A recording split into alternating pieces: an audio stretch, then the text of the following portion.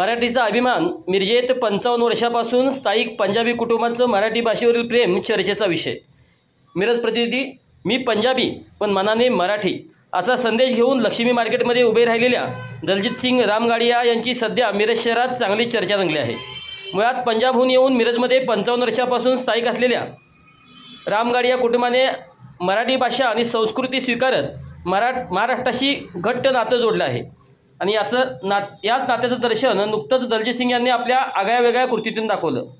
रामगाडिया कुटुंब 1970 साली मिरजमध्ये आले आणि त्यानंतर कायमचे इथे स्थायिक झाले। व्यवसाय, सामाजिक व्यवहार, शालेय शिक्षण सर्वच गोष्टींमध्ये त्यांनी मराठी भाषेचा स्वीकार करत हळूहळू आपलं आयुष्य इथंच रुजवलं। आम्ही घरीही मराठीच बोलतो आणि दुकानात सुद्धा ग्राहकाशी मराठीत संवाद साधतो। आमचं मन हे आता पूर्णपणे मराठी आहे, असं दलजीत सिंग रामगाडिया यांनी सांगितलं। आपल्या भाषिक प्रेमाचं आणि महाराष्ट्राबद्दलच्या कृतज्ञतेचं दर्शन घडवत त्यांनी मी पंजाबी पण मराठीतच बोलतो अशा आशयाचा फलक घेऊन लक्ष्मी मार्केटमध्ये उभे राहत ग्राहकांमध्ये एक वेगळाच संदेश दिला। त्यांच्या कृतीमुळे मराठी भाषेवरील निष्ठा, आत्मीयता आणि समृद्धतेचा परिचय शहरवासियांना मिळाला। मिरजकरांनीही या उदात्त भावनेला भरभरून प्रतिसाद दिला आहे। अनेकांनी त्यांच्या फलकासोबत फोटो काढले, कौतुकाची थाप दिली आणि सोशल मीडियावरही त्यांचे विचार शेअर करत हीच खरी महाराष्ट्राची ओळख आहे असं म्हणत त्यांचा गौरव केला।